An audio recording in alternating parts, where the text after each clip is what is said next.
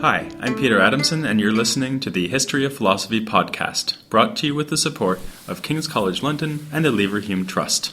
Online at www.historyofphilosophy.net. Today's episode will be an interview with Tony Long, Professor of Classics and Affiliated Professor of Philosophy at University of California, Berkeley. Hi, Tony. Thanks for coming. Hi, Peter. So what we're going to be talking about in this interview will be the self in Hellenistic philosophy as a kind of crowning moment for this whole series of episodes on Hellenistic philosophy. Can you begin by telling us just what you mean by the self in this context? The best way to start, I think, is from the Greek word psyche, which has given rise to our word psychology. To go back to the very beginning of our recorded literary history, in the poems of Homer, in the Iliad and the Odyssey, psyche is what leaves the body when the person dies. Psyche in the Homeric poems is something like a ghost, except that the ghost that survives the death of the body is what we might call an ex-person. The reason I bring this up is because self, I think, in the Greek context that we're going to talk about, is primarily thought of as something like the person, the character, rather than the fully embodied human being. It's an aspect of the human being, what we might call the mental, the moral, the psychological aspect of a human being.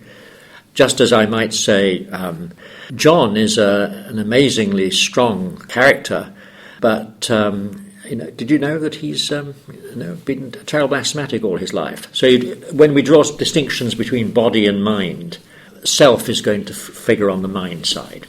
And would you say that for most speakers of Greek, the word psyche would have meant something more like that and something less like soul, which is how it's usually translated in, say, Plato and Aristotle? Yeah, the problem with soul, of course, in English is that we don't really have a contemporary use for soul. We talk about soul music. We can still use old expressions like keeping body and soul together, but in everyday life, soul has really vanished. When I was a student, I was asked to write a paper on psyche in Plato without using the word soul, which was quite a good exercise. So I would say that in traditional Greek, and that in philosophers inherit this, the idea that there are body predicates, we could say, to do with physique and stature and weight and so forth, and there are what we might call mental predicates to do with intelligence and personality, and those figure on the side of psyche. I guess that in the context of Hellenistic philosophy, that contrast might be somewhat problematic because, of course, the Epicureans and Stoics are materialists. Right. Thus, they wouldn't think that there was, or at least it might seem that they wouldn't think there was a distinction to be drawn there between the mental and the physical. So would they handle that problem by saying, well, by the physical we don't necessarily mean the body? There might be the soul, which is physical, and also the body, which is physical. Yes, that is a possible problem that one might have if one was a very strong materialist, physicalist. One might say all there ever is to a human being are physical states. But even, I think, the strongest materialist is going to have to recognize that we need in everyday life to distinguish between things like feelings, which are, say, emotions on the one hand, and pains and pleasures which are physical on the other hand. So I think we're not going to ever be able to get away with some sort of distinction as such between body and mind, body and soul. And what do the Hellenistic schools then bring to the conception of self that we don't already find in Plato and Aristotle? Good. Let me just say a word about what I do think we find in Plato and Aristotle, because I think that tends to push the discussion in a certain direction. In the early dialogues of Plato, where Socrates, of course, is the principal character, we find Socrates, for instance, in Plato's Apology, telling the Athenians that he's God's gift to the city because the city needs someone to tell them that what's much more important than making money and looking after their reputation is caring for justice, and he says there, and caring for the soul more than the body. So I'm using the word soul, the word psyche. This has been picked up by the modern philosopher Michel Foucault in what he called, with a rather literal translation of the Plato, care of the self. So to get now to the Hellenistics, I think what's happening in Hellenistic philosophy, perhaps partly because the political structures of ancient Greece have ceased to be as effective for people's sense of their own identity, perhaps a certain sense in which people are being thrown back upon what, to beg the question, is themselves. And the philosophers pick up on that by getting into very detailed analysis of what kind of state of soul, mind, spirit, however we want to translate this word, is going to make for the happiest, the most effective life. And one of the things that they put a lot of emphasis on would be the idea of being autonomous, right. Having control over yourself. Absolutely. And another way to try to look at analysis of the self is to think of the self as that with which you identify. A very famous modern book by the Canadian philosopher Charles Taylor called Sources of the Self. And when you study this book, what you find Taylor is really talking about is self in the sense of what makes my life worthwhile. What could I say at the end of my life I'd been here for? What would I be willing to live or die for? So in that sense, identifying with, the Hellenistic philosophers are very concerned about coming up with what they see as a valid value system and anchoring the self to a certain set of values. It's interesting that they share that approach, given that they have such radically different ideas of what's valuable. So the Epicureans are hedonists, obviously. They think that what will bring them happiness is maximizing pleasure, whereas the Stoics think that pleasure doesn't matter at all, really, and that the only thing that matters is virtue. But you're saying that they share some kind of commitment to an idea of the self, which is really the same idea in both Stoicism and Epicureanism? Well, of course, Peter, you're totally right in drawing very sharp contrast between the officially hedonistic Epicureans and the Stoics, who officially maintain that pleasure is entirely unimportant to the quality of a life. But when you probe more deeply into these two philosophies, you're going to find quite a lot of features that they have in common, which I think are very relevant to the question we're exploring, the question of the kind of selfhood that will make for a successful and happy life. And Epicureans are going to agree just as strongly as Stoics that a life which was not grounded in some sort of valid and truthful understanding of the nature of things is going to be an impoverished life. That we need, in other words, to have something we can call a rational life, a life which is grounded upon some defensible system of values, and also a life in which we feel we are in control of where we're going. So to give an example from the Epicurean system, while the Epicureans, of course, insist that nothing is per se good except pleasure, and nothing is per se bad except pain, they have a very radical way of trying to analyze what kind of pleasures and what kind of pains are the things we should be concerned about.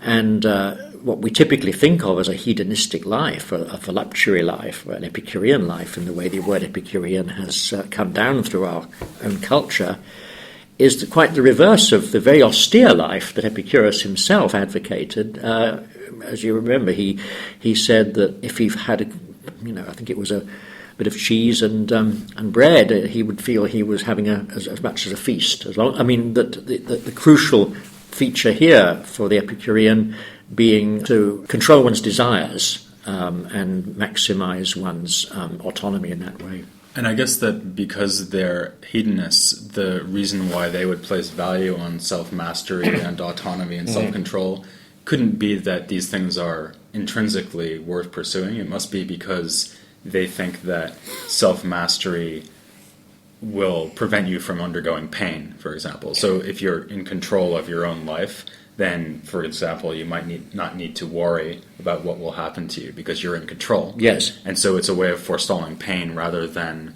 putting the value on self-mastery as such. Do you think that's fair? The official bottom line would be exactly as you say. I'm not sure in the last resort whether the Epicureans are entirely consistent. There are two areas, I think, where critics have perhaps said that they're really pushing the limit here as far as hedonism is concerned. One is over the theory of friendship, because the Epicureans seem to say that what we need friends for in the first instance is our own self-advantage. Friendship begins with utility.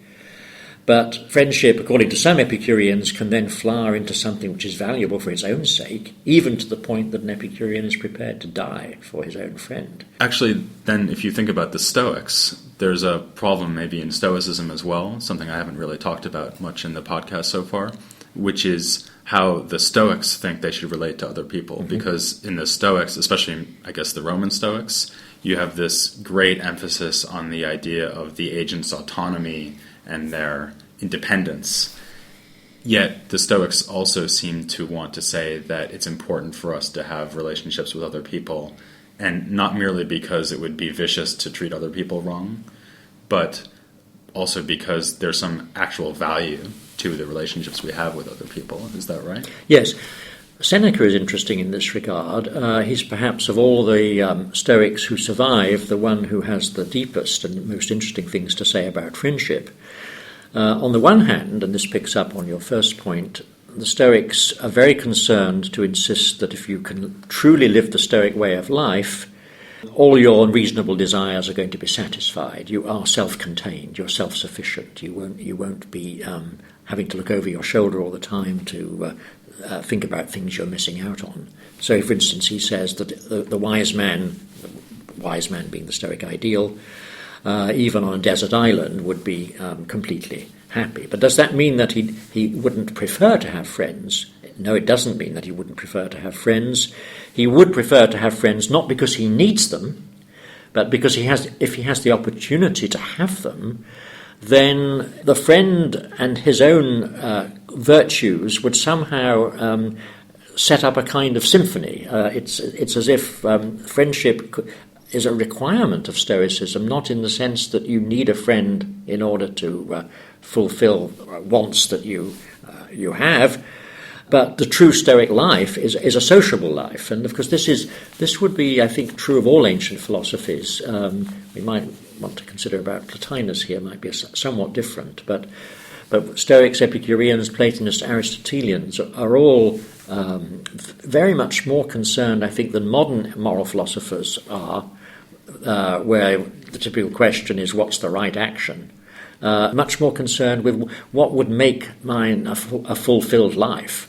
I guess that you just mentioned Aristotle, and I guess that there's an interesting possible contrast between the Stoics and Aristotle here. I mean, you just said that the Stoics would encourage us to have friends because we could set up some kind of symphony of virtuous action. Yes. And that sounds a lot like Aristotle. Yes. But on the other hand, it's hard to imagine Aristotle saying, well, look, in the last analysis, friends are indifferent, but we should prefer them the way that we should prefer health. So are the Stoics really just going to say that a friend is a preferred indifferent the way that money or health might be? No. The material we have on Stoic friendship suggests that true friendship is actually a good, even in the strict Stoic sense. The strict Stoic sense is that the only things that can be strictly good are virtues and things that are related to virtue. So virtuous character.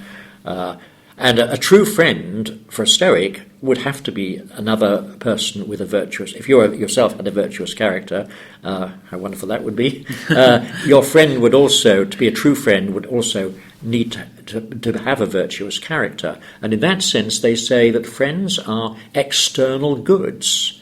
And I wondered what that could mean, because surely all goods for a Stoic are strictly internal. Well, I think it means that they're external in a very literal sense. You and I are external to one another. In that sense, the friend is an external good. But to be a good friend, he has to have the same kind of virtues that you have. And so this comes back to my symphony point. There's going to be a kind of congruity of minds. And the notion is that a true friend, and this would go across all, I think, the schools, a true friend will be someone who can benefit you, not in the sense that you need them to say augment your bank balance, but benefit you in a much deeper sense, that you can feel you're gaining in amity and other psychological goods from friendship. And it's only virtuous friends who could therefore help each other, because virtue intrinsically is something that is beneficial to you. Maybe we could extend that to look at something else I haven't talked about a lot in the podcast, which is political philosophy in the Hellenistic period. Because certainly in Aristotle there seems to be a very close connection between friendship and political union. Now, the Epicureans famously aren't very much in favor of political engagement, so maybe we could focus on the Stoics. How would they extend this idea of virtuous friendship into the idea of political union or political action, or would they not do that? I think, I think they would extend it. People often, I think, misunderstand the Stoics, because the Stoics were rather in the habit of trying to divide the world into two categories of persons, the truly virtuous and the non-virtuous. And then they got into paradoxes, because they said, well, perhaps there never have been any truly virtuous people, so everybody is non-virtuous. And so then if you say, well, the only true friends can be virtuous friends, there are no friends. Yes, there are texts which put things in an extreme way like that, but I think this is meant to be sort of challenging rather than the end of the story. And so there can be gradations of friendship, just as in Aristotle. Aristotle talks about utility friends, pleasure friends, and virtue friends. So the Stoics would agree that just ordinary people can have friendships of a certain kind, and no doubt what would make those friendships true friendships would be in some sense approximating to the ideal friendships. And in this sense, political friendships would be, of course, perhaps a lower form of friendship, but they would be certainly a necessary thing for society to work at all. There have to be social groups and bondings between people. And in fact, the Stoics even sometimes talk about being citizens of the universe. Yes, right? Absolutely. So that to some extent there must be a feeling of union with not just all other humans, but with everything. Oh, absolutely. And so, but it just tails off, so that I have a greater, if I'm an Athenian, I should have a greater feeling of union with other Athenians than I do to people from outside Athens. And ultimately, and again, this of course is again a very different, I think, way from looking at how we relate to things than, say, in Christianity. I mean, to say you're a friend of God would perhaps almost seem impious in traditional Christianity, whereas comes as a very natural thing to the Stoics. Does this actually have any concrete political ramifications? I guess what I mean by that is, does it tell us what a Stoic-minded politician would actually do? Or does it just say, well, when you're in political affairs, bear in mind that you have this kinship to other people? Good question, and an answer I can give in some depth, I think, by reference to Marcus Aurelius. Marcus Aurelius, as many of your listeners may know, was himself, of course, not only the most powerful figure in the Roman world in the 2nd century of our era, but he was also a really committed Stoic. And we have his own reflections on what it was to be a ruler and a Stoic ruler. And of all the ancient Stoics, he is the one who emphasizes what he calls one's social or political nature. He seems to Aristotle had already said that human beings are political animals, meaning political not in the sense that they want to get into parliament or something like that, but politikos in the Greek sense, being a member of a polis. And it's fascinating, I think, therefore, that the Roman emperor, who probably in many ways was an incredibly lonely figure, was at the same time someone who had this intense feeling, not of sort of being bonded in the friend sort of hail fellow well met sense to other people, but that this is his role. His role is to be sociable to people, finding out the best what would be in their interests. So in this sense, I think of all ancient philosophies, Marcus Aurelius perhaps would come closest to someone we might think of as a truly, benevolent person the 19th century English essayist Matthew Arnold described Marcus Aurelius as perhaps the noblest figure in literature, and then went on, I think, rather to spoil it by saying if only he could have had the benefit of Christianity, how much better he'd have been off. But an idea that would not have appealed to Marcus himself. No, indeed, I guess. Indeed he didn't. No. I guess one other thing that springs to mind here is that if you are committed to this idea of kinship with all other humans, you might think that one particular ancient institution, namely slavery, is something that is pretty questionable. Yes.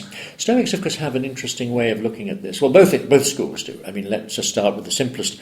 To mention the Epicureans. Epicurus, of course, founded his school as a garden community, and then after his death, other such communities spread up in the Mediterranean world.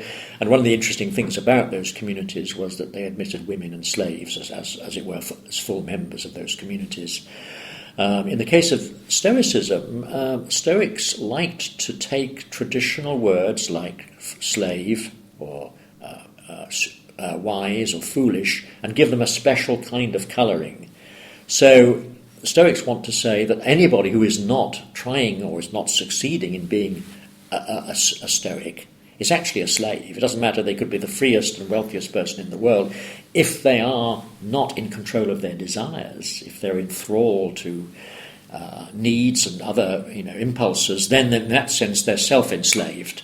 And so that way the chattel slave could be a free man and the non-chattel slave could be a slave. The emperor could be a slave. Exactly. And in fact, Epictetus often addresses his hearers as slave. Yes. As This, of course, goes right back. I think the origin of that is already Socratic, or at least Plato's Socrates in the Gorgias, where the tyrant is supposed to be the least free of men. Before we finish, I should try to get the last of the main Hellenistic traditions in, namely the skeptics. And I guess you might think that the skeptics would have very little to say on this topic of the self, because they don't have anything positive to say about any topic, just by the nature of their philosophical persuasion. But it seems to me there is a question here, because the skeptics, in a way, are, you might say, alienated from themselves. They're walking around acting like normal people, seeming to have beliefs, and yet they claim not to have any beliefs. Yes. So do you think that the skeptics, in a way, have a problem with some kind of dissonance or tension within the self?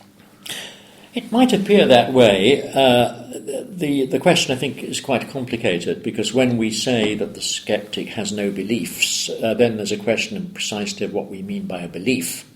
The skeptic, or skeptic ideal, is a life without belief, but in a rather special sense. The skeptic doesn't think that he is in a position, or she is in a position, to get to anything like the ultimate nature of things. And in that sense, we should suspend judgment about, is there such a thing as the real good, or is there such a thing as the real bad, in a way that Plato would say that there was, probably the Stoics too.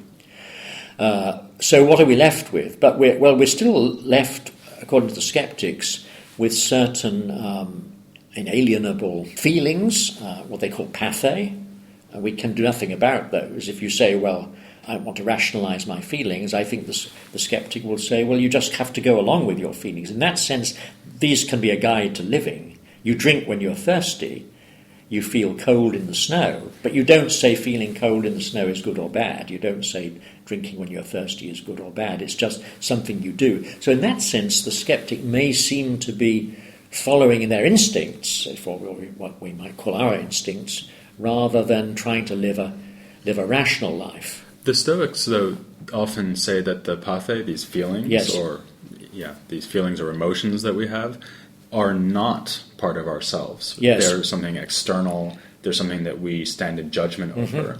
Are the skeptics then objecting to that and suggesting that we should identify more with our feelings, or are they accepting the idea that we have this detachment with respect to our feelings, but that there's nothing else for us to do other than just let these things affect us and be at their mercy? Okay, good. Let's start with your point about the Stoics. And the Stoics, I think, have a slightly more complicated view than that might have suggested, namely that even the most committed and successful Stoic will still start if there's an earthquake or feel cold in the snow. I mean, there's nothing he can do about that. There's just an irreducible physical reaction.